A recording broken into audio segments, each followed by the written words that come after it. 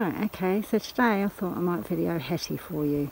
I've shown you inside my bell tent and Camp Kaz, so this is the journey of Hettie. Hettie was born in 1989. That's when she was actually built, but as you can see she's a J-Reg, so she wasn't registered until 1990 because she went off to have an Autohomes conversion with the high top. So have a little look at her. Now, as you can see, she has a few little issues, which is quite common because that's the back of the fridge. So that's quite a common fault to have. We're hoping to get that repaired this winter. Get that panel done, but we'll see, depends how much it's going to cost. Overall she's in quite good condition really for her age. Bit of seam rash, which a bit of teacup will hopefully lift off and give her a bit longer of life. She's got her tinted windows, which are brilliant. Oh, I forgot to mention she's got her sunglasses on today because it's very hot, so we put that across the window screen and it helps keep her cool inside. And then we go around to the back. Hello Lottie, where we have hanging space for the wardrobe. A little bit of storage under the bed, mainly tools in there. Hello Lottie. Lottie dog making herself comfortable and getting the bed all wet because she's been in the river. And we come around this side, and she's not in bad nick at all, to be fair. Obviously the sills at the top there, they could do with being done, but I've seen worse. I have. We've had her 6 years this year. So far, a few of the jobs she's had done are new gearbox, no exhaust. Hang on, just let me tell the dog off. Lottie! Lottie! Stop squatting, please. Squatting the carpets up. That's what she likes to do. Yes, you I'm talking to. Stop it. Right. Exhaust. New fuel lines. Usual bits and bobs. I'm sure there's lots more that I can't remember.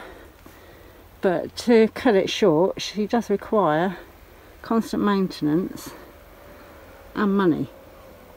After all, she is a classic vehicle. Oh look, you can see the sills up there, look. That's rust treatment that's on them there, that's not the rust. Ready for them to be painted over. So let's take a look inside of this Autohomes conversion of the Volkswagen T25. So here we have the cab, in which the front passenger seat turns round so that you can face. We have old-fashioned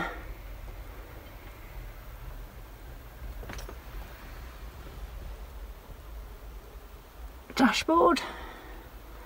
We've got some rugs in ours, which as you can see the dog has just squatted up.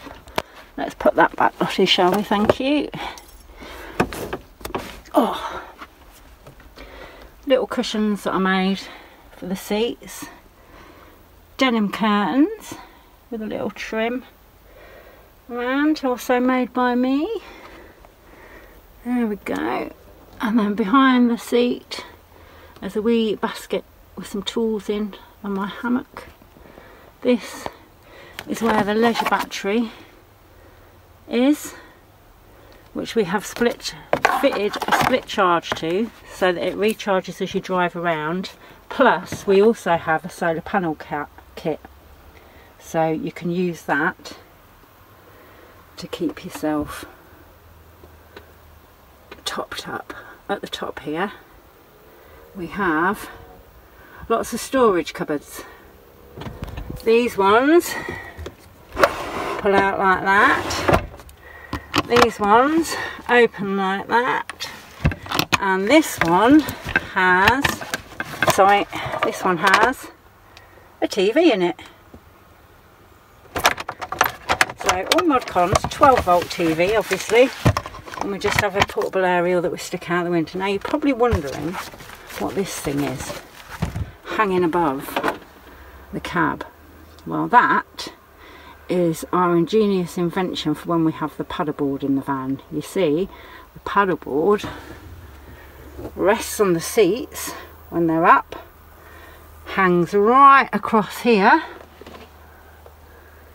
and then rests its nose through there. It doesn't encroach on the cab, it's up in the air out of the way, and it's the perfect solution. So we've got top windows, shelf of everything, storage, 12 volt socket for charging your phones, Propex heating, so we can camp throughout the year. That's the control panel there that you set for when you're camping, set to charge the battery. You can see with the green light the leisure battery is fully charged. Then because we're in a high top, we've got cupboards up here. I smile because I have absolutely no idea what's going on. A very good friend of mine bought me that. Do you think she's got me sussed? So here we go. So we've got storage up there, look. Fit absolutely loads of clothes and stuff. That's the benefit of having a high top. Plus, you can stand up in the van. My little curtains. Oh, dream catcher here from the roof. And we have the bed. You'll note that this is actually a full-size double.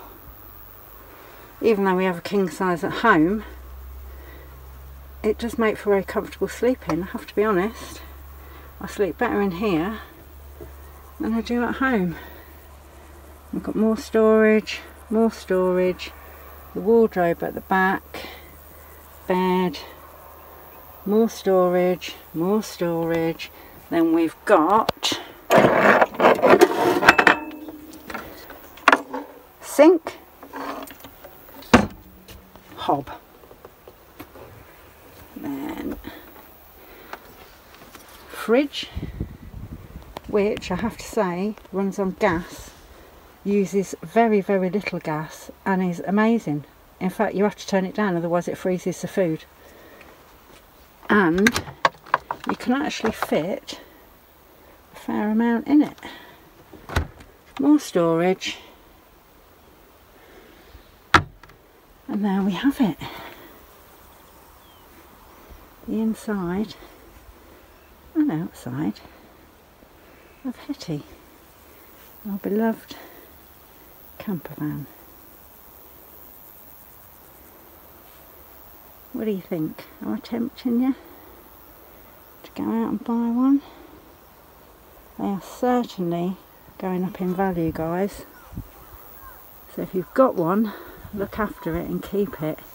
If you want one, be prepared to pay some good money for one that's probably falling apart and is going to need a lot of work.